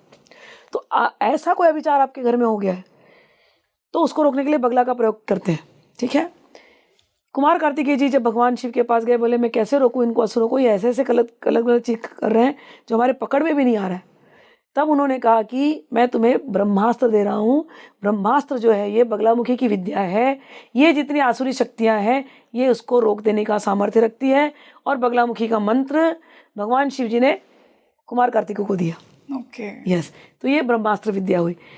बगलामुखी का जो मंत्र है विष्णु भगवान से भी आया, विष्णु भगवान ने ब्रह्मा जी को दिया, ब्रह्मा जी ने नारद को दिया, नारद ने सांख्यायन को दिया, और दूसरी जो है मंत्र, ये मंत्र शिव जी से कुमार कार्तिकेय से चला, और जो परशुराम जी को मिला और फिर हमको मिला। तो ऐसे 2 तरीके से मंत्र आया। इस विद्या को ब्रह्मास्त्र विद्या भी कहा जाता है। इसमें जो होता है पीला रंग भगवती पहनती है, तो साधक को भी कहते हैं पीला रंग पहनो। और भगवती को कई बार हल्दी चढ़ाया जाता है। हम लोगों को लगता है हल्दी वल्दी चढ़ा दिया तो मुझे ऐसा वैसा है, बट मेरे को तो सरल तरीके से जो मेरे गुरु ने समझाया, मेरे पिताजी ने, कि हल्दी जो होती है ना उसकी प्रॉपर्टीज़ देखो, एंटीसेप्टिक है। जब कभी कुछ वायरल इन्फेक्शन हो जाए या घुटनों का दर्द हो जाए, घुटनों का दर्द होता है ना, तो घुटनों में हम बोलते हैं हल्दी लगाओ। क्यों लगाते? वात पित्त गड़बड़ हो चुका है आपका। वात, कई बार औरतें बोलते हैं मुझे वात की प्रॉब्लम है, उस बात को बैलेंस करने के लिए हल्दी लगा देते हैं, ठीक है। तो जहाँ कहीं विंड की प्रॉब्लम बॉडी के अंदर है तो भगवती बगलामुखी को बुलाते हैं। भगवती बगलामुखी के मंत्र उस विंड की प्रॉब्लम को भी हील कर देती है। हल्दी इज नॉट नेगेटिव, पीला रंग इज नॉट नेगेटिव। पीला रंग, शादी होती है ना हमारे यूपी में, पीले रंग की साड़ी बनाते लड़की को। 16 साल की लड़की की शादी होती थी पहले जमाने में। षोडशी का स्वरूप है बाला का, कि त्रिपुर सुंदरी है ना, ये षोडशी त्रिपुर सुंदरी है, वही बगलामुखी बनी है। पीला रंग 16 साल की उम्र का द्योतक है। 16 साल की उम्र यानी फॉरएवर 16 बोलते हैं ना, यूथफुलनेस, होप, एंथुसियाज्म। पीला रंग उसका सूचक है। पीली हल्दी एंटीसेप्टिक, बीमारियों को दूर करने का सूचक है। यदि किसी को बीमारी है, पीला रंग हल्दी से वो दूर हो सकता है। भगवती को हल्दी चढ़ा के है। पीला रंग, मस्टर्ड फ्लावर्स, मस्टर्ड का सीजन आता है ना, तो वो पीली पीली खेत चढ़ जाती हो जाती है। जैसे मूवी में दिखाया था दिल वाले दुल्हनिया ले जाएंगे में, इट्स ऑल रोमांटिक राइट। पीला पीला खेत दिखाई दे रहा है। पीला रंग स्प्रिंग सीजन, उसका सूचक है। मस्टर्ड स्प्रिंग में आता है। स्प्रिंग यानी something new is going to come in your life, something new, newness is going to spring forth. Bhagwati की साधना जब हम करते हैं तो आपके जीवन में जो कुछ, जहाँ कुछ भी रुका था, उसको भगवती रोक खत्म करती है और नया जीवन आपका शुरू होने वाला है। जीवन में जितनी बाधाएं थी, भगवती का एक स्वरूप है कि वो जीभ पकड़ के बैठी है। तो उसको एक इंटरप्रिटेशन लोग लगाते हैं कि दुश्मन की जीभ पकड़ के बैठी है। ऑफ कोर्स पकड़ के बैठेगी। जो भगवती की साधना करेगा, भगवती के हाथ वो दुश्मनों की जीभ खींचती है और एक हाथ में उसके गदा होती है, तो गदा से वो जीभ को कंट्रोल करती है। हम भक्तों के लिए हम तो देखते हैं भगवती जीवा पकड़ना यानी मातृका शक्ति। मेरी जीवा भगवती तू पकड़ ले, मेरी जीवा पे तू बैठ जा, मेरी जीवा से कभी कोई गलत बात निकले ही नहीं, मेरी जीवा में मातृका की शक्ति चले, मेरे मुंह से मंत्र निकले, मेरे मुख का, मेरे जबान से निकला हुआ एक एक शब्द मंत्र बन जाए। तो भगवती अपने भक्त की भी जीवा पकड़ती है। जीवा पकड़ने का अर्थ है बच्चे ने जो मंत्र पढ़ा, भगवती ने उस मंत्र को ग्रहण किया। तो हम भगवती पीताम्बरा को हम ऐसे देखते हैं।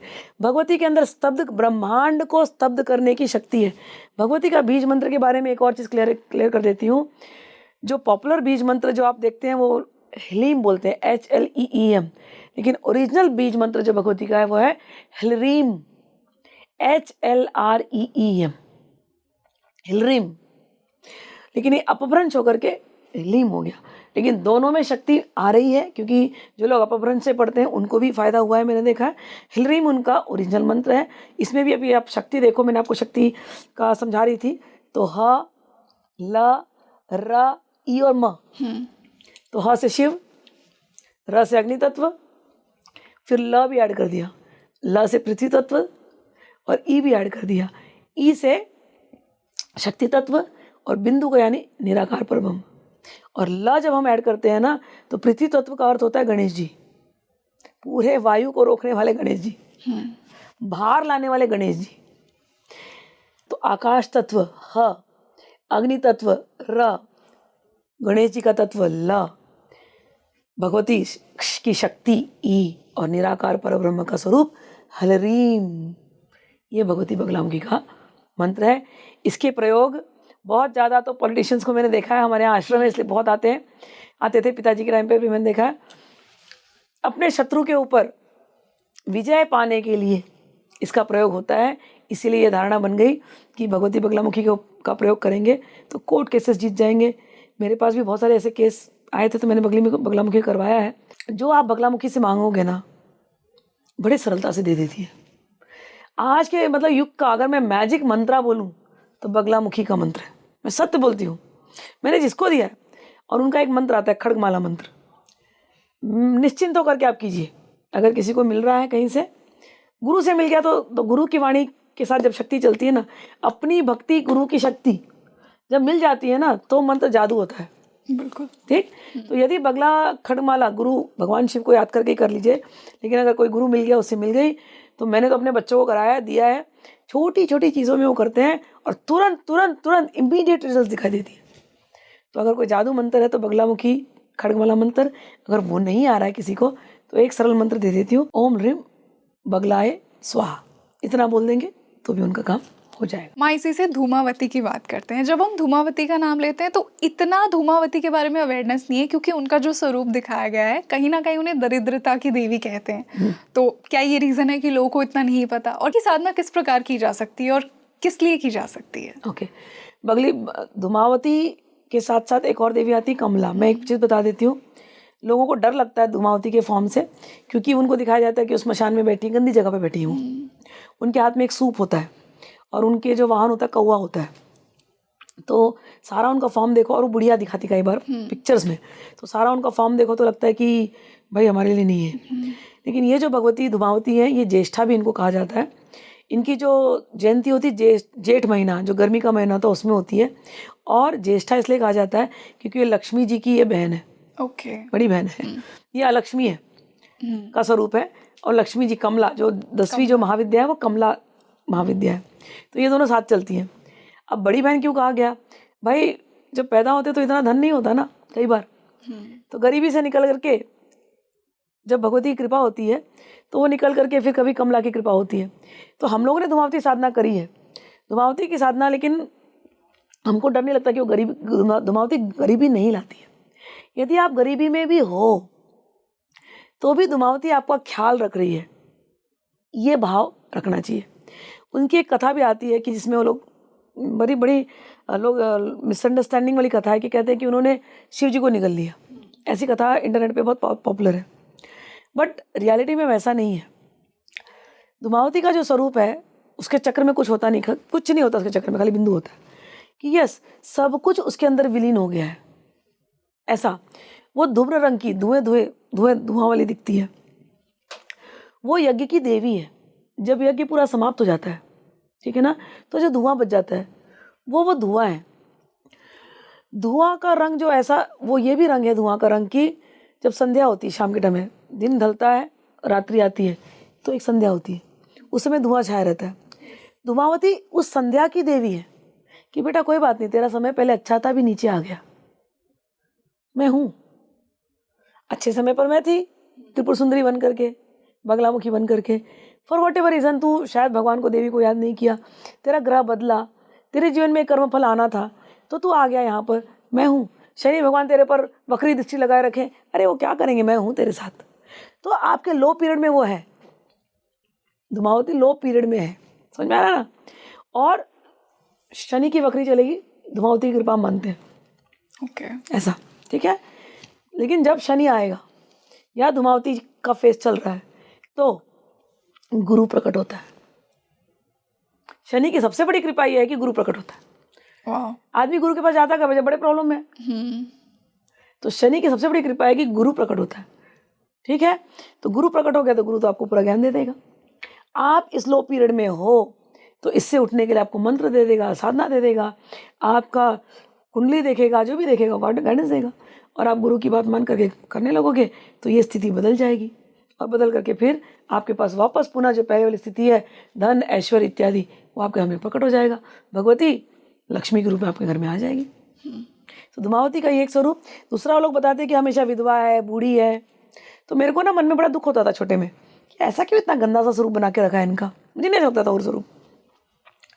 तो मैं लकी थी कि गोरखनाथ मंदिर है गोरखपुर में, तो मेरे माता पिता ले गए थे एक बार, हमारा गांव था वहाँ पर, हम गए थे, मम्मी का गांव है, तो वहाँ गए और मंदिर में जब मैं दर्शन करने गई तो वहाँ मंदिर में बहुत पेंटिंग्स लगाई थी, एक हॉल था, और उस पेंटिंग में मैंने धूमावती का बड़ा सुंदर चित्र देखा, एकदम यंग धूमावती, ओके, और वाइट साड़ी पहन करके। तो फिर ये चेंज क्यों कर दिया ये स्वरूप? लोगों ने अपने हिसाब से बना दिया। पेंटिंग है ना, जिसकी जैसी कल्पना, जाकी रही भावना जैसी, श्री जी की मूर्त देखी तैसी, समझ में आया ना। तो उनको लगा रहे धूमावती मतलब विधवा, विधवा यानी दुखी, दुखी बूढ़ी, ऐसा उसको बता दिया। लेकिन मैंने ऐसा चित्र गोरखनाथ जी के टेम्पल में गोरखपुर में देखा है जहाँ पर धूमावती बिल्कुल यंग है, यंग विधवाएं भी होती है, एकदम वो ब्रह्मचारिणी लग रही है वो, और एकदम सुंदर सी लग रही है। तो विधवा का अर्थ खाली विधवा विधवा नहीं होता, ये भी अर्थ होता है कि जिसका संसार में मन नहीं लग रहा है, संसार से जो दूर है, जिसको सुहागिन वोगिन बनने का कोई इंटरेस्ट नहीं है, इसको समझ में आया ना, जिसने भगवान को ही अपने आप में अपना लिया हो। विलीन करने का अर्थ है जिसने शिव तत्व को अपने अंदर पूरी तरह से स्थापित कर लिया हो, ऐसी वो देवी। और देवी कहाँ होती है? दुर्गा सप्तशती पढ़े तो कहते हैं कि सारी स्त्रियों में देवी है। बिल्कुल। तो हमारे यहाँ जब ये 10 विद्या महाविद्या का जब कॉन्सेप्ट आया कि देवी के अलग अलग रूप दिखाए गए, काली को एकदम मुक्तकेशी मस्त घूम रही है स्मशान में, उसको किसी का डर नहीं है, वो एकदम अनट्रेडिशनल है, नीले नीले कपड़े पहन करके एकदम नशे में घूम रही है। तो ऐसी कोई स्त्री दिखती है जो एकदम बिंदास बोल्ड, काली माँ। कोई 16 साल की बड़ी सुंदर सी लड़की है, भुवनेश्वरी है, ललिता त्रिपुर सुंदरी है, कोई तारा की जैसी है चमकती हुई, ठीक है ना, वेरी, मतलब उसके अंदर क्वालिटीज है, she will shine wherever she has to shine. वो प्रधानमंत्री बन सकती है, प्रेसिडेंट बन सकती है, she will shine in whatever thing she is doing, she is Tara. हम ऐसे देखते हैं स्त्रियों को। मेरे पिताजी ने ऐसे सिखाया, मम्मी जब खाना देती है तो अन्नपूर्णा, मम्मी जब डांट देती है तो बेटा कोई नहीं, काली, भैरवी। भैरवी। हाँ हाँ, हम ऐसे देखते देवी को। बगलामुखी, जब मम्मी तुम्हारा प्रोटेक्शन करती दूसरों से, बगलामुखी। हम ऐसे देखते हैं देवी को। तो धूमावती को भी जब कोई संसार में ऐसी स्त्री है जो बिल्कुल अकेले रहती है, घूम रही है एकदम, कभी श्मशान में दिखाई देगी, कभी पहाड़ों पे दिखाई देगी, कभी जंगल में दिखाई देगी, साधना में लीन है, शिव तत्व को विलीन करके बैठी हुई है, ऐसी जो कोई नारी है ना, वो धूमावती। समझे? उसके बाद उनकी बहन आती है कमलात्मिका। लास्ट महाविद्या की हम बात करते हैं कि उनकी किस प्रकार साधना करनी चाहिए, और उनके स्वरूप को मैं और जानना चाहूंगी। जो आखिरी महाविद्या है कमलात्मिका की बात करते हैं। ये ज्येष्ठा धूमावती की बहन ही है। जब गरीबी चली गई, अब लक्ष्मी आने वाली है, महालक्ष्मी का स्वरूप है। दुर्गा सप्तशती हमने शुरू किया था। दुर्गा सप्तशती में जो मेन गॉडेस है वो महालक्ष्मी है। वो महालक्ष्मी ही कमला पर बैठ कर के आती है, कमल पर बैठने वाली देवी। इनका स्वरूप कई बार दिखाते हैं कि एकदम सुनहरे कपड़े हैं, सुनहरे कमल पे बैठी हुई है, यानी कि सब कुछ अच्छा अच्छा है, everything is golden, everything is bright. हमने 10 महाविद्या की जर्नी शुरू करी, काली एकदम अंधकार, अंधकार से प्रकाश की यात्रा, अबंडेंस। समझ में आया ना? वो तमस की देवी, जैसे बताया कि अंधकार था, इग्नोरेंस था, लेकिन हमने पूरी यात्रा 10 स्टेजेस में की। और अब हम कमला की पूजा कर रहे हैं। हमारे पास भोग और मोक्ष, उनके जो कमला को दिखाते हैं ना, वैसे बैठी है कमल आसन पे, और 4 हाथी हैं, नला रहे हैं उनको, या उनके हाथों से ऐसे धन गिरता। कमल के अलग अलग अष्टलक्ष्मी का हमारे यहाँ कॉन्सेप्ट है, धन गिर रहा है खूब। कहने का अर्थ है कि इतना प्रचुर मात्रा में धन आएगा ना, हाथी जितना धन आएगा, और जैसा भारी है वैसा ही रहेगा, वो कभी जाएगा नहीं आपके घर से। तो ये जो कमलात्मिका की जो साधना है वो भी उनका मंत्र होता है। लेकिन जो त्रिपुर सुंदरी है, भगवती ललिता त्रिपुर सुंदरी, उनके जो बीज मंत्र हैं वही भगवती कमलात्मिका के बीज मंत्र भी हैं। और दोनों कहीं ना कहीं सेम चीजें रिप्रेजेंट कर रही हैं। सेम चीज ही है। तो श्री विद्या साधना यदि कोई करता है ना, तो उसकी 10 महाविद्या साधना उसकी हो जाती है। ओके। श्री विद्या साधना इतनी पावरफुल है। और बाकी अगर किसी को, but Shri Vidya Sadhana is very little bit, like वो गुरु के सानिध्य में बैठ के करना पड़ेगा, बिकॉज बहुत सारे उसमें न्यूएंसेस हैं। तो इसलिए बहुत बार लोगों को कॉम्प्लिकेटेड लगती है। लेकिन ये कमलात्मिका साधना जब करते हैं ना, तो it is not very complicated. वो बीज मंत्र है श्री, जैसे मैंने कमला का सिंपल सा मंत्र है श्रीम श्रीये नमः, मैंने इजी वाला मंत्र दे दिया जो कोई भी निश्चिंत होकर के कर सकता है। ठीक है। इनका एक हृदय होता है, कमला हृदय स्तोत्र। हमको ये मिला था हमारे पिताजी से। अब इसको अभी आई डोंट थिंक सो वो लिपि अभी अवेलेबल भी है कहीं भी।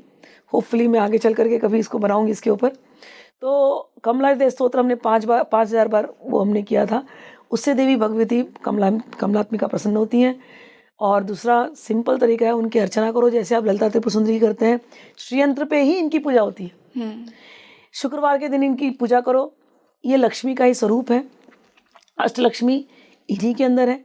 अष्टलक्ष्मी का भी जो हमारे कॉन्सेप्ट होता है कि आपके घर पे नाम अलग अलग लिए जाते हैं, लेकिन कॉन्सेप्ट यही है कि आपके पास अच्छा घर हो, आपको पास स्वास्थ्य अच्छा हो, आपके पति पत्नी अच्छे हों, आपके बच्चे अच्छे हों, आपके पास गाड़ी हो। अष्टलक्ष्मी में वाहन का भी रूप आता है कि वाहन होना चाहिए।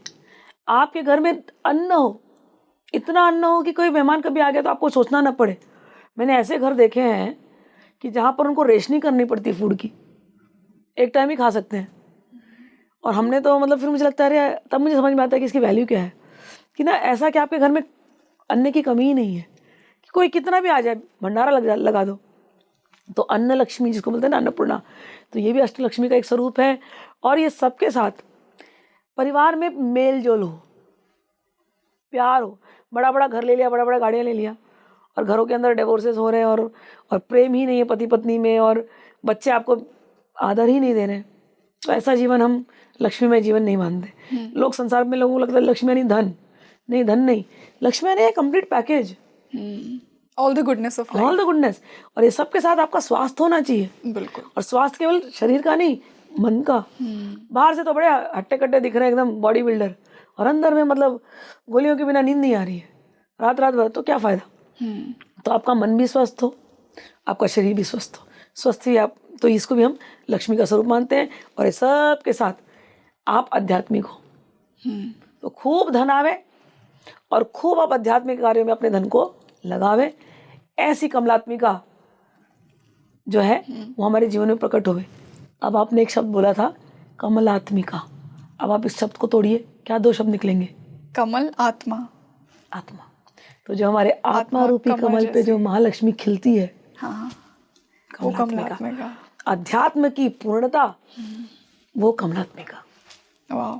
सो आई होप कि माँ हमारे व्यूअर्स इन नवरात्रि में डेफिनेटली इस साधना को करेंगे, देवी को अपने अंदर जागृत करेंगे, क्योंकि माँ तो सेम है, बस स्वरूप अलग है। स्वरूप अलग है। So thank you so much maa for joining us today. Thank you so much, मुझे बहुत आनंद आया 10वां विद्या कह रहे हैं बोल। हमें भी थैंक यू। तो जैसा मैंने आपको इंट्रोडक्शन में कहा था कि आज हम नवरात्रि को 10 महाविद्याओं के कॉन्टेक्स्ट में समझेंगे, तो आप मुझे कमेंट सेक्शन में बताइए कि आपको आज का ये पॉडकास्ट कैसा लगा।